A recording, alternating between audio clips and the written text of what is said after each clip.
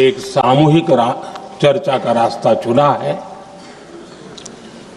जिस मंत्र ने, जिस जयघोष ने देश की आजादी के आंदोलन को ऊर्जा दी थी, प्रेरणा दी थी, त्याग और तपस्या का मार्ग दिखाया था, उस वंदे मातरम का पुण्य स्मरण करना इस सदन में हम सबका ये बहुत बड़ा सौभाग्य है। और हमारे लिए गर्व की बात है कि वंदे मातरम के 150 वर्ष निमित्त इस ऐतिहासिक अवसर के हम साक्षी बन रहे हैं।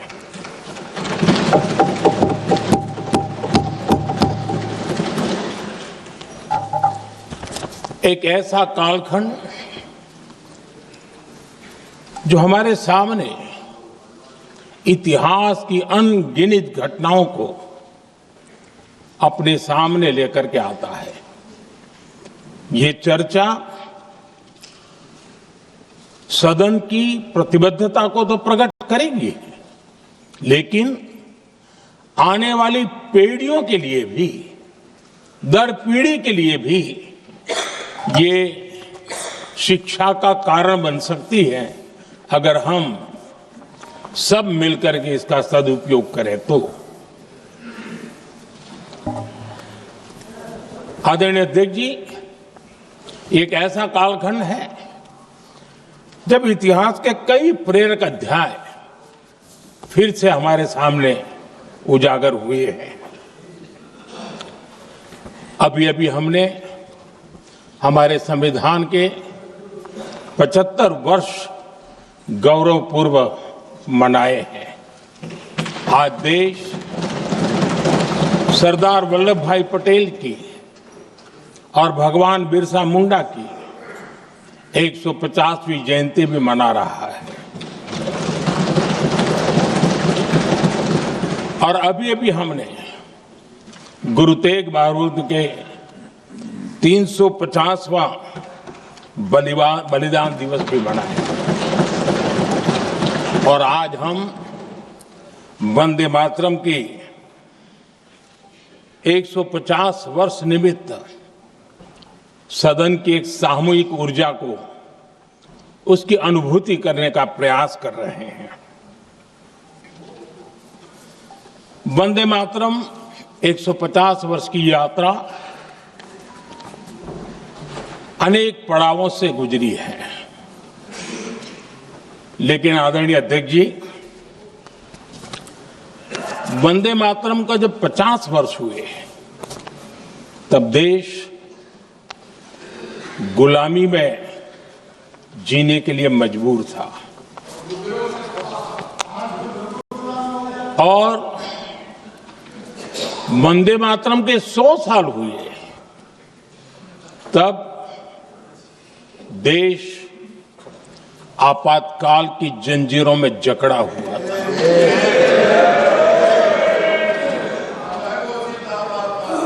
जब वंदे मातरम 100 साल के अत्यंत उत्तम पर्व था, तब भारत के संविधान का गला घोंट दिया गया था।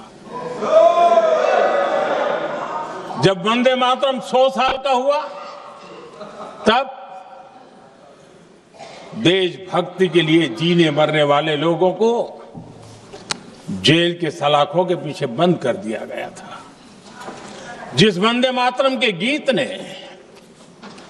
देश को आजादी की ऊर्जा दी थी, उसके जब 100 साल हुए तो दुर्भाग्य से एक काला कालखंड हमारे इतिहास में उजागर हो गया। हम लोकतंत्र के गिरोह में थे।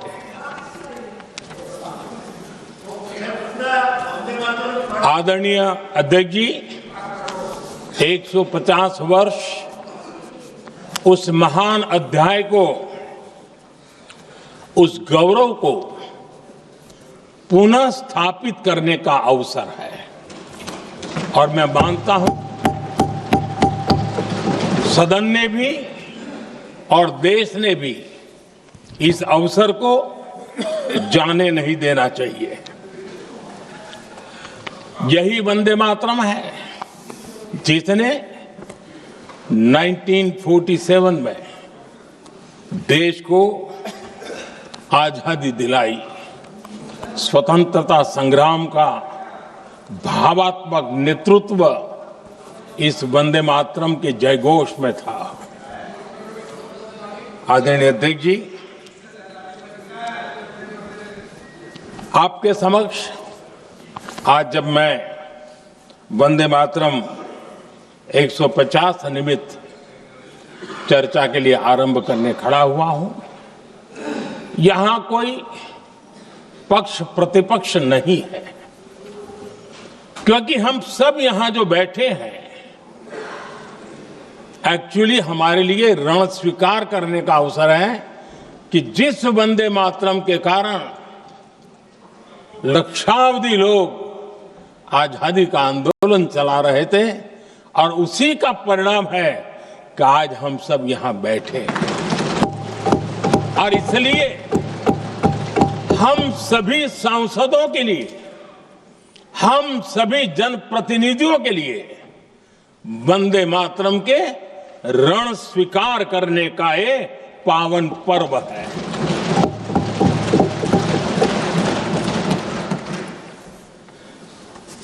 और इससे हम प्रेरणा लेकर के वंदे मातरम की जिस भावना ने देश की आजादी का जंग लड़ा, उत्तर दक्षिण पूर्व पश्चिम पूरा देश एक स्वर से वंदे मातरम बोल के आगे बढ़ा। फिर से एक बार अवसर है, आओ हम सब मिल के चले, देश को साथ लेके चले। आजादी के दीवानों ने जो सपने देखे थे उन सपनों को पूरा करने के लिए वंदे मातरम 150 हम सबकी प्रेरणा बने, हम सबकी ऊर्जा बने और देश आत्मनिर्भर बने। 2047 में विकसित भारत बना करके हम रहे, इस संकल्प को दोहराने के लिए ये वंदे मातरम हमारे लिए एक बहुत बड़ा अवसर है। आदरणीय अध्यक्ष जी, दादा तबीयत तो ठीक है ना? नहीं, कभी कभी इस उम्र में हो जाता है। आदरणीय अध्यक्ष जी, वंदे मातरम की इस यात्रा की शुरुआत बंकिम चंद्र जी ने 1875 में की थी और गीत ऐसे समय लिखा गया था जब 1857 के स्वातंत्र संग्राम के बाद अंग्रेज सल्तनत बौखलाई हुई थी, भारत पर भांति भांति के दबाव डाल रही थी, भांति भांति के जुल्म कर रही थी और भारत के लोगों को मजबूर किया जा रहा था अंग्रेजों के द्वारा। और उस समय उनका जो राष्ट्रीय गीत था, गॉड सेव द क्वीन, इसको भारत में घर घर पहुंचाने का एक षड्यंत्र चल रहा था। ऐसे समय बंकिम दा ने चुनौती दी और ईंट का जवाब पत्थर से दिया और उसमें से वंदे मातरम का जन्म हुआ।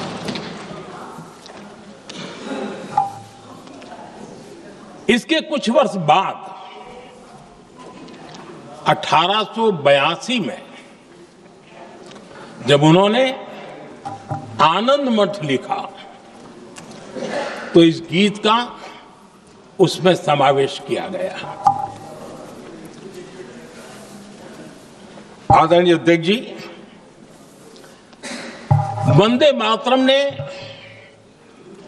उस विचार को पुनर्जीवित किया था जो हजारों वर्ष से भारत की रग रग में रचा बसा था।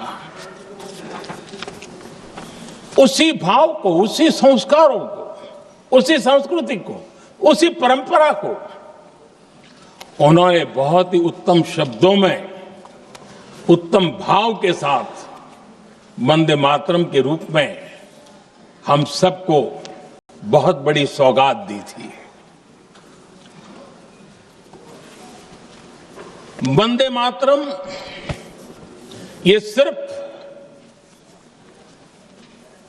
केवल राजनीतिक आजादी की लड़ाई का मंत्र नहीं था। सिर्फ हम अंग्रेज जाए और हम खड़े हो जाए, अपने राह पर चले, इतने मात्र तक वंदे मातरम प्रेरित नहीं करता था, उससे कहीं आगे था। आजादी की लड़ाई इस मातृभूमि को मुक्त कराने का भी जंग था। अपनी मां भारती को उन बेड़ियों से मुक्ति दिलाने का एक पवित्र जंग था। और वंदे मातरम की पृष्ठभूमि हम देखें, उसके संस्कार सरिता देखें, तो हमारे यहां वेद काल से एक बात बार बार हमारे सामने आई है। जब वंदे मातरम कहते हैं तो वही वेद काल की बात हमें याद आती है। वेद काल से कहा गया है, माता भूमि ही पुत्रो अहम पृथिव्याः, अर्थात ये भूमि मेरी माता है और मैं पृथ्वी का पुत्र हूं। आदरणीय अध्यक्ष जी, यही वो विचार है जिसको प्रभु श्री राम ने भी लंका के वैभव को छोड़ते हुए कहा था, जननी जन्मभूमिश्च स्वर्गादपि गरीयसी।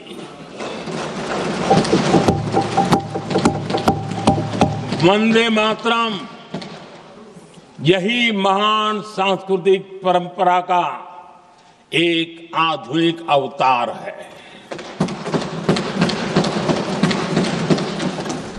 आदरणीय अध्यक्ष जी, बंकिम दा ने जब वंदे मातरम की रचना की तो स्वाभाविक ही वो स्वतंत्रता आंदोलन का स्वर बन गया। पूरब से पश्चिम, उत्तर से दक्षिण, वंदे मातरम हर भारतीय का संकल्प बन गया। इसलिए वंदे मातरम की स्तुति में लिखा गया था, मातृभूमि स्वतंत्रता की वेदिका पर मदोमय, मातृभूमि स्वतंत्रता की वेदिका पर मोदमय, स्वार्थ का बलिदान है यह शब्द है वंदे मातरम। है सजीवन मंत्र भी यह विश्व विजयी मंत्र भी, शक्ति का आह्वान है यह शब्द वंदे मातरम। उष्ण शोणित से लिखो, वक्षस्थली को चीरकर, वीर का अभिमान है यह शब्द वंदे मातरम। आदरणीय अध्यक्ष जी, कुछ दिन पूर्व जब वंदे मातरम 150 का आरंभ हो रहा था तो मैंने उस आयोजन में कहा था,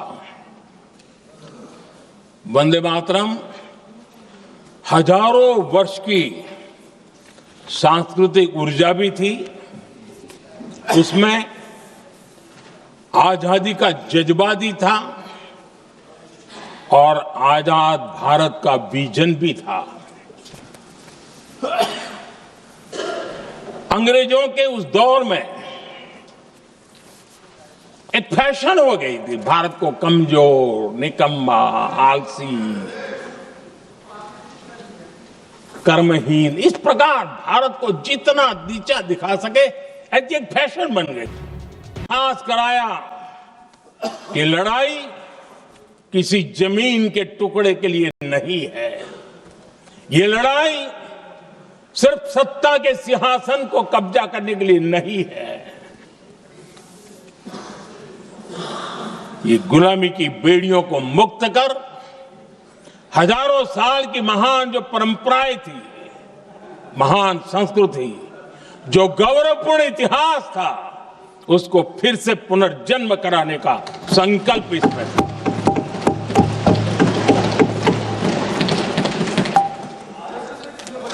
आदरणीय अध्यक्ष जी,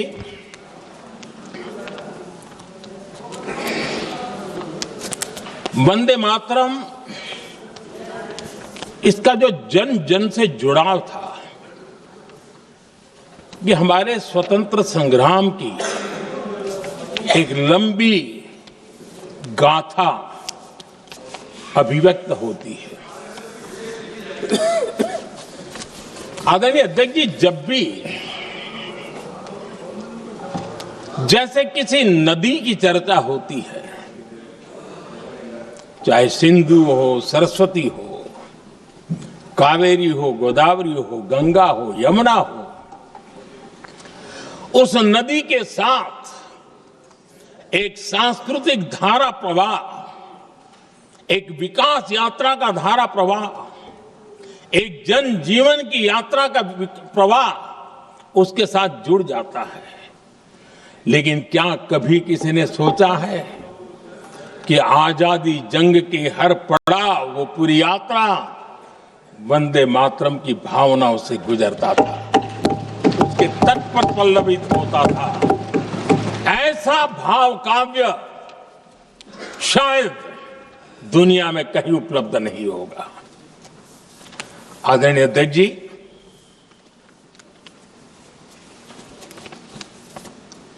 अंग्रेज समझ चुके थे कि 1857 के बाद लंबे समय तक भारत में टिकना उनके लिए मुश्किल लग रहा था, और जिस प्रकार से वो अपने सपने लेकर के आए थे, तब उनको लगा कि जब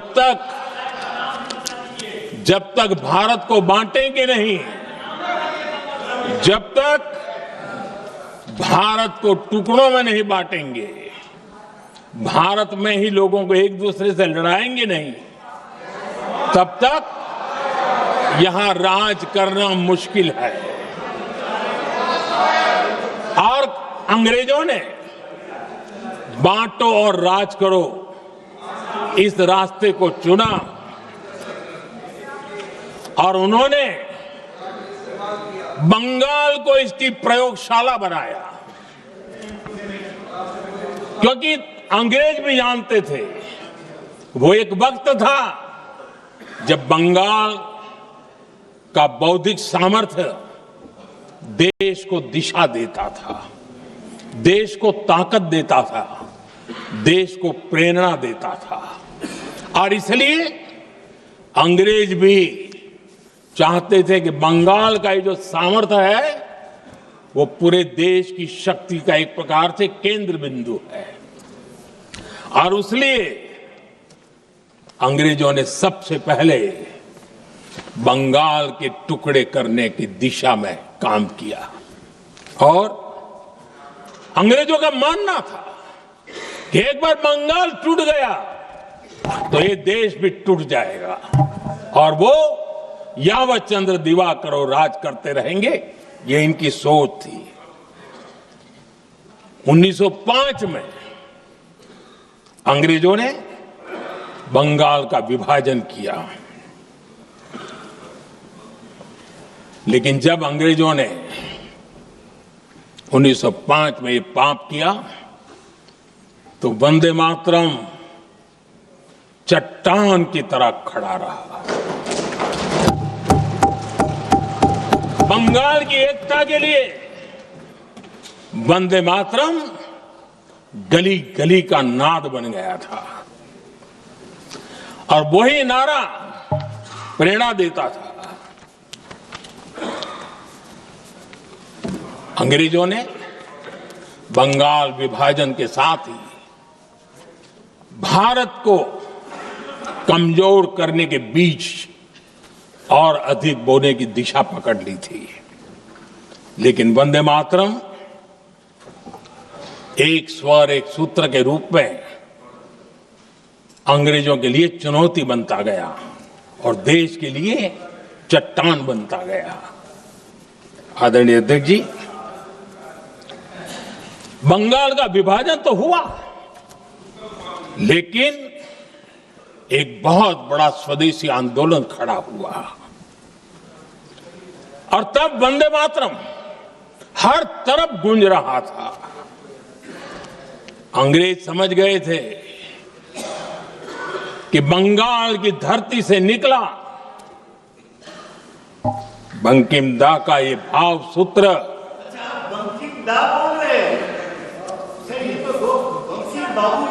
बंकिम बाबू बोले। अच्छा, thank you thank you thank you thank you thank you, आपकी भावनाओं के लिए मैं आदर करता हूं। बंकिम बाबू ने थैंक यू दादा, थैंक यू। हाँ, आपको तो दादा कह सकता हूं ना, वरना उसमें भी आपको इतराज हो जाएगा। बंकिम बाबू ने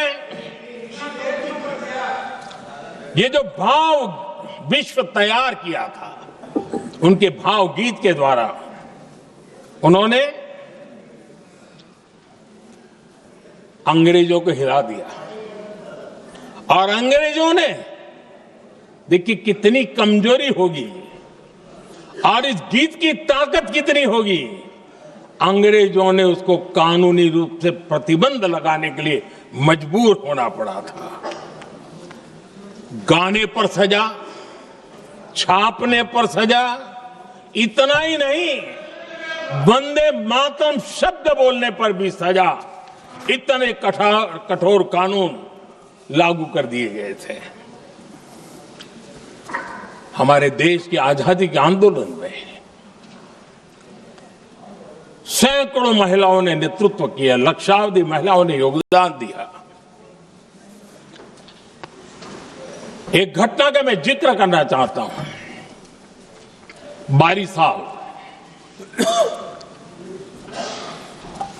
साल में वंदे मातरम गाने पर सर्वाधिक जुल्म हुए थे। वो 22 साल आज भारत का हिस्सा नहीं रहा है और उस समय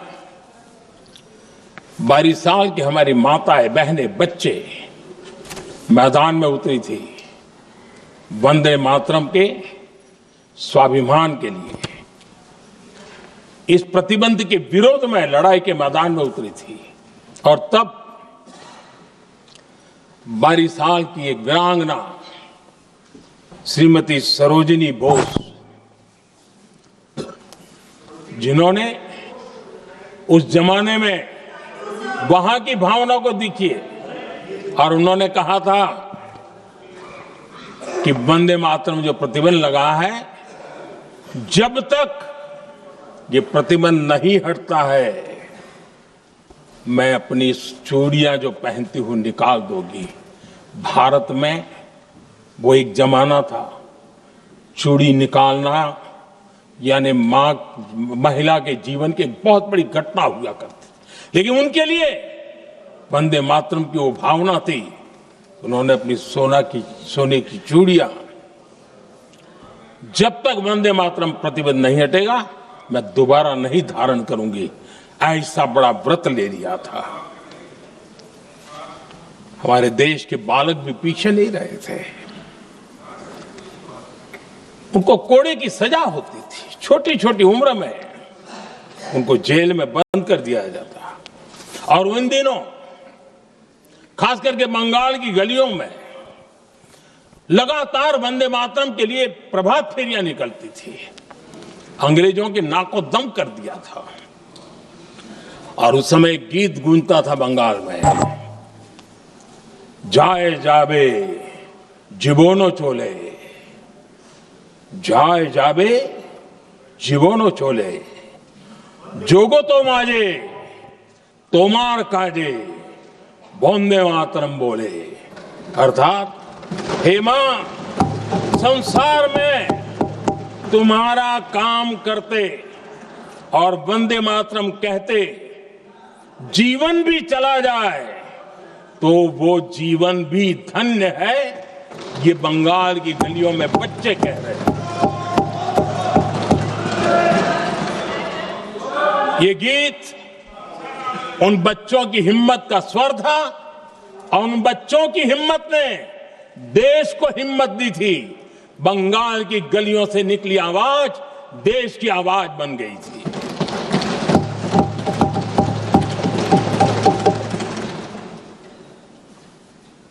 उन्नीस 1905 में फरीदपुर के गांव में बहुत छोटी छोटी उम्र के बच्चे जब वंदे मातरम के नारे लगा रहे थे, अंग्रेजों ने बेरहमी से उन पर कोड़े मारे थे। यानी एक प्रकार से जीवन और मृत्यु के बीच लड़ाई लड़ने के लिए मजबूर कर दिया था। इतना अत्याचार हुआ था। 1906 में नागपुर में नील सिटी हाई स्कूल के उन बच्चों पर भी अंग्रेजों ने ऐसे ही जुल्म किए थे। गुनाह यही था कि वो एक स्वर से वंदे मातरम बोल करके खड़े हो गए थे। उन्हें वंदे मातरम के लिए मंत्र का महात्म्य अपनी ताकत से सिद्ध करने का प्रयास किया था। हमारे जांबाज सपूत बिना किसी डर के फांसी के तख्त पर चढ़ते थे और आखिरी सांस तक वंदे मातरम, वंदे मातरम, वंदे मातरम, यही उनका भाव घोष रहता था। खुदीराम बोस, मदनलाल ढींगरा, राम प्रसाद बिस्मल, अशफाकुल्ला खान, रोशन सिंह, राजेंद्र नाथ लाहिड़ी, रामकृष्ण विश्वास, अनगिनत जिन्होंने वंदे मातरम कहते कहते फांसी के फंदे को अपने गले पर लगाया था। लेकिन देखिए, ये अलग अलग जेलों में होता था, अलग अलग इलाकों में होता था। प्रक्रिया करने वाले चेहरे अलग थे, लोग अलग थे। जिन पर जुल्म हो रहा था उनकी भाषा भी अलग थी। लेकिन एक भारत श्रेष्ठ भारत, इन सब का मंत्र एक ही था, वंदे मातरम।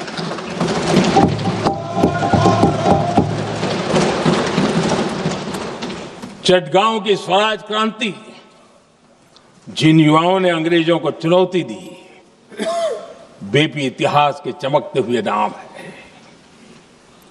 हरगोपाल बाग, पुलिन विकास घोष, त्रिपुर सेन, इन सब ने देश के लिए अपना बलिदान दिया।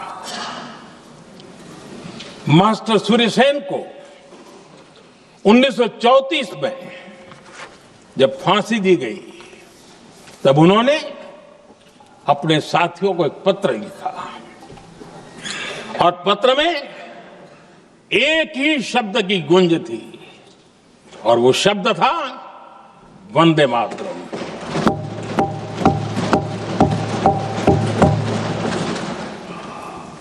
आदरणीय अध्यक्ष जी, हम देशवासियों को गर्व होना चाहिए। दुनिया के इतिहास में कहीं पर भी ऐसा कोई काव्य नहीं हो सकता, ऐसा कोई भावगीत नहीं हो सकता जो सदियों तक एक लक्ष्य के लिए कोटि कोटि जनों को प्रेरित करता हो और जीवन आहूत करने के लिए निकल पड़ते हो। दुनिया में ऐसा कोई भावगीत नहीं हो सकता जो वंदे मातरम। पूरे विश्व को पता होना चाहिए कि गुलामी के कालखंड में भी ऐसे लोग हमारे यहां पैदा होते थे जो इस प्रकार के भावगीत की रचना कर सकते थे। ये विश्व के लिए अजूबा है, हमें गर्व से कहना चाहिए, तब दुनिया भी मानना शुरू करेगी।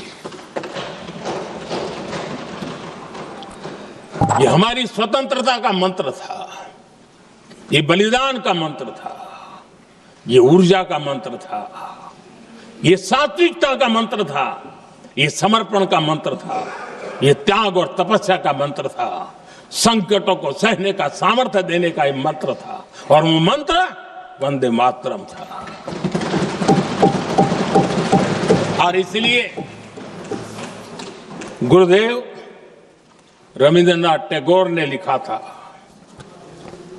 उन्होंने लिखा था, एकी सूत्रे बांधी आछी सोहोस्टोटी मौन, एक ही कार्य सौंपी आची सहस्त्र जीवन वंदे मातरम।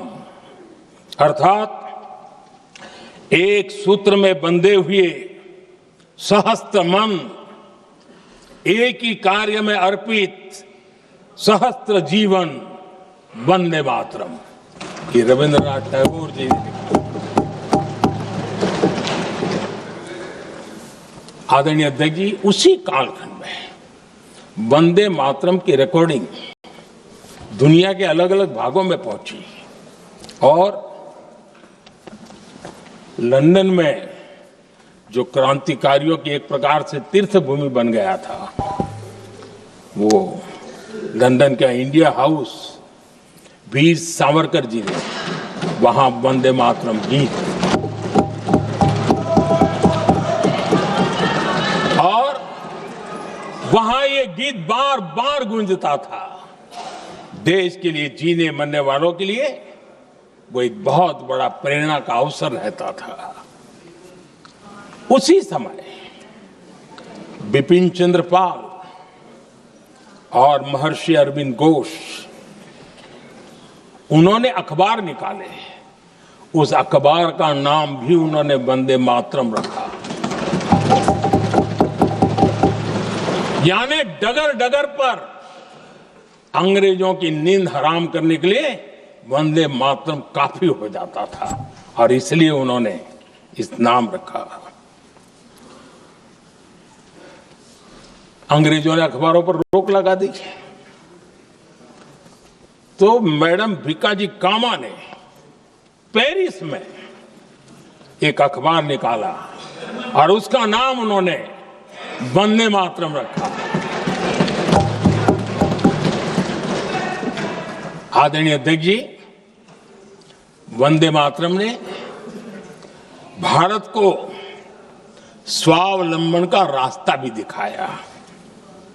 उस समय माचिस की डिबिया, मैच बॉक्स, वहां से लेकर के बड़े बड़े शिप, उस पर भी वंदे मातरम लिखने की परंपरा बनी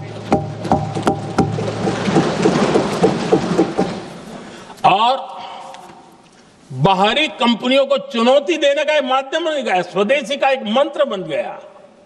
आजादी का मंत्र स्वदेशी के मंत्र की तरफ विस्तार होता गया। आदरणीय अध्यक्ष जी, मैं एक और घटना का जिक्र भी करना चाहता हूं। 1907 में जब वीओ चिदम्बरम पिल्लाई, उन्होंने स्वदेशी कंपनी का जहाज बना, तो उस पर भी लिखा था वंदे मातरम।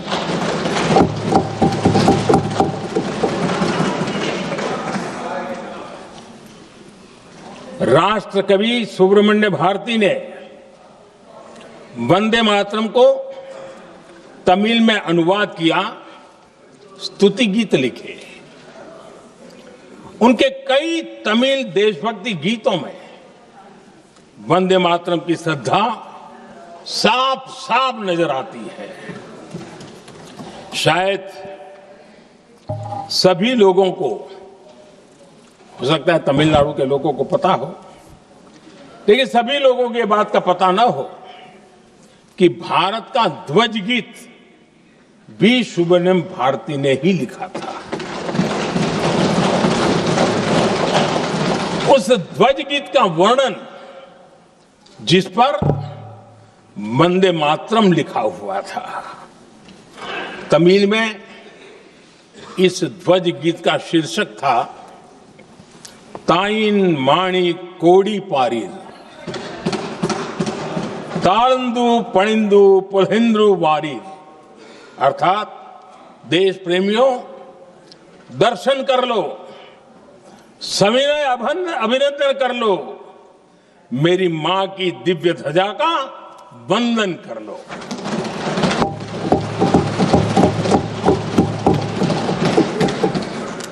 आदरणीय अध्यक्ष महोदय, मैं आज इस सदन में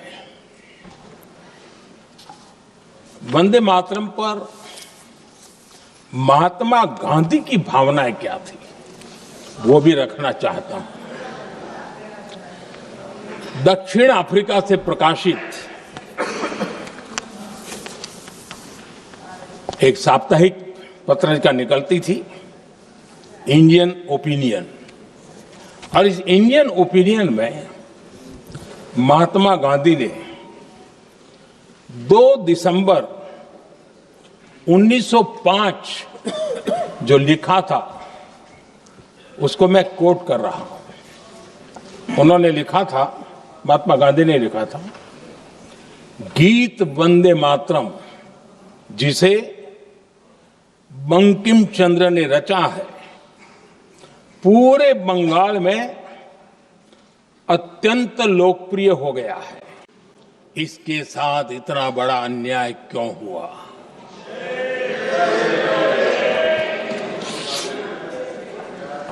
वंदे मातरम के साथ विश्वासघात क्यों हुआ?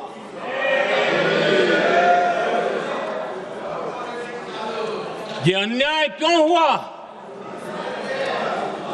वो कौन सी ताकत थी जिसकी इच्छा खुद पूज्य बापू की भावनाओं पर भी भारी पड़ गई, जिसने वंदे मातरम जैसी पवित्र भावना को भी विवादों में घसीट दिया। मैं समझता हूं कि आज जब हम वंदे मातरम के 150 वर्ष का पर्व मना रहे हैं, चर्चा कर रहे हैं, तो हमें उन परिस्थितियों को भी हमारी नई पीढ़ियों को जरूर बताना हमारा दायित्व है, जिससे के वजह से वंदे मातरम के साथ विश्वासघात किया गया। वंदे मातरम के प्रति मुस्लिम लीग की विरोध की राजनीति तेज होती जा रही थी। मोहम्मद अली जिन्ना ने लखनऊ से 15 अक्टूबर 1937 को वंदे मातरम के विरुद्ध का नारा बुलंद किया। फिर कांग्रेस के तत्कालीन अध्यक्ष जवाहरलाल नेहरू को अपना सिंहासन डोलता दिखा। बजाय कि नेहरू जी मुस्लिम लीग के आधारहीन बयानों को तगड़ा जवाब देते, करारा जवाब देते, मुस्लिम लीग के बयानों की निंदा करते,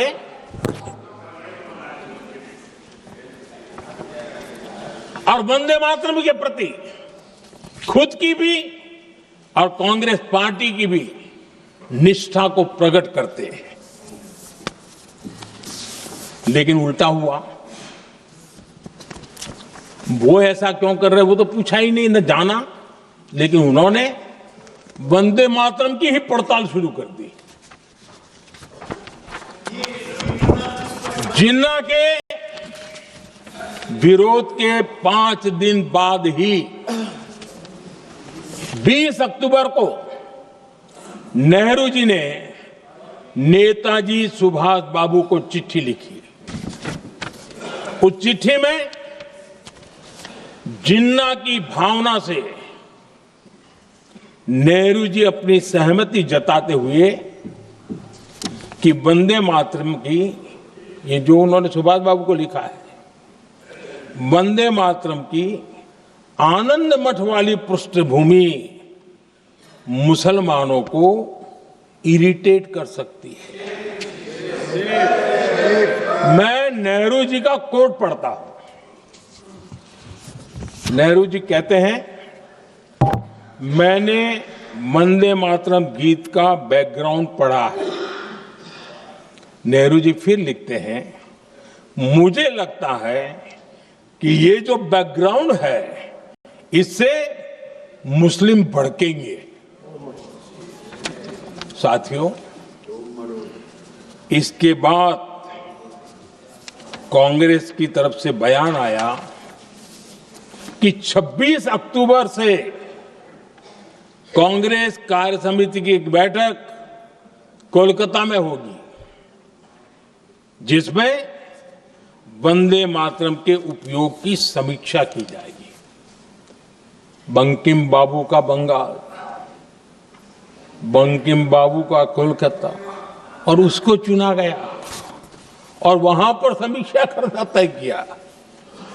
पूरा देश हतप्रभ था, पूरा देश हैरान था।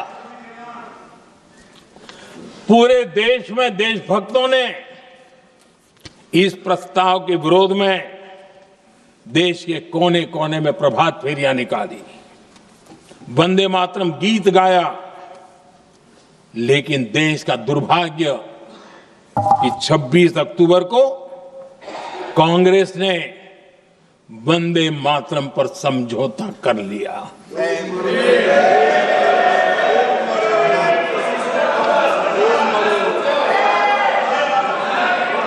वंदे मातरम के टुकड़े करने के फैसले में, वंदे मातरम के टुकड़े कर दिए। उस फैसले के पीछे नकाब ये पहना गया, चोला ये पहना गया कि ये तो सामाजिक सद्भाव का काम है। लेकिन इतिहास इस बात का गवाह है कि कांग्रेस ने मुस्लिम लीग के सामने घुटने टेक दिए और मुस्लिम लीग के दबाव में किया। और कांग्रेस का ये तुष्टीकरण की राजनीति को साधने का एक तरीका था। आदरणीय अध्यक्ष जी, तुष्टीकरण की राजनीति के दबाव में कांग्रेस वंदे मातरम के बंटवारे के लिए झुकी। इसलिए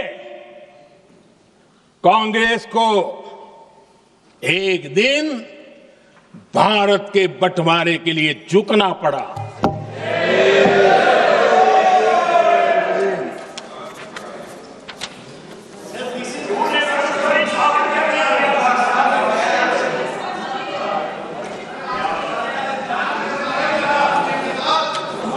मुझे लगता है कांग्रेस ने आउटसोर्स कर दिया है।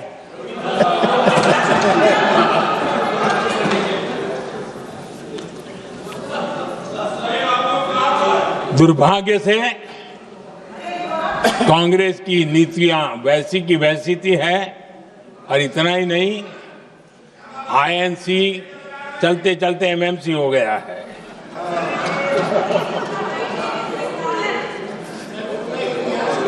आज भी कांग्रेस और उसके साथी और जिन जिन के नाम साथ कांग्रेस जुड़ा हुआ है, सब वंदे मातरम पर विवाद खड़ा करने की कोशिश करते हैं। आदरणीय अध्यक्ष महोदय, किसी भी राष्ट्र का चरित्र, उसकी जीवटता, उसके अच्छे कालखंड से ज्यादा जब चुनौतियों का कालखंड होता है, जब संकटों का कालखंड होता है तब प्रकट होती है, उजागर होती है और सच्चे अर्थ में कसौटी से कसी जाती है। जब कसौटी का काल आता है तब ही ये सिद्ध होता है कि हम कितने दृढ़ हैं, कितने सशक्त हैं, कितने सामर्थ्यवान हैं। 1947 में देश आजाद होने के बाद देश की चुनौतियां बदली, देश की प्राथमिकताएं बदली, लेकिन देश का चरित्र, देश की जीवटता वही रही, वही प्रेरणा मिलती रही। भारत पर जब जब संकट आए, देश हर बार वंदे मातरम की भावना के साथ आगे बढ़ा।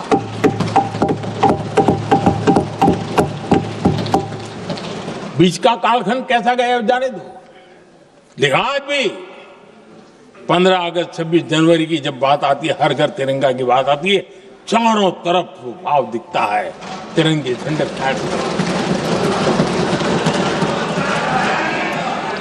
एक जमाना था जब देश पर खाद्य का संकट आया, वही वंदे मातरम का भाव था। मेरे देश के किसानों ने अंदर के भंडार भर दिए और इसके पीछे भाव वही है, वंदे मातरम। जब देश की आजादी को कुचलने की कोशिश हुई, संविधान के पीठ पे छुरा भोंक दिया गया, आपातकाल थोप दिया गया, यही वंदे मातरम की ताकत थी कि देश खड़ा हुआ और परास्त करके रहा। देश पर जब भी युद्ध थोपे गए, देश को जब भी संघर्ष की नौबत आई, यही वंदे मातरम का भाव था। देश का जवान सीमाओं पर अड़ गया और मां भारती का झंडा फहराता रहा, विजय श्री प्राप्त कर।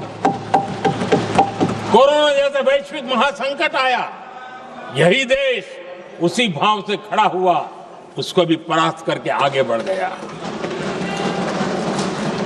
आदरणीय अध्यक्ष जी, यह राष्ट्र की शक्ति है, यह राष्ट्र को भावनाओं से जोड़ने वाला सामर्थ्यवान एक ऊर्जा प्रवाह है, ये चेतना प्रवाह है, ये संस्कृति की अविरल धारा का प्रतिबिंब है, उसका प्रकटीकरण है।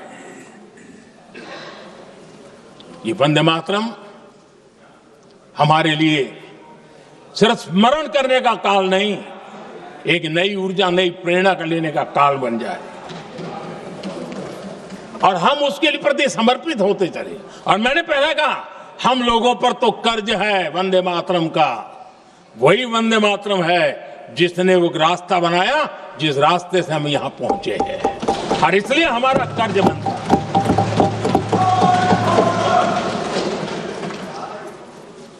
भारत हर चुनौतियों को पार करने में सामर्थ्य है। वंदे मातरम के भाव की वो ताकत है।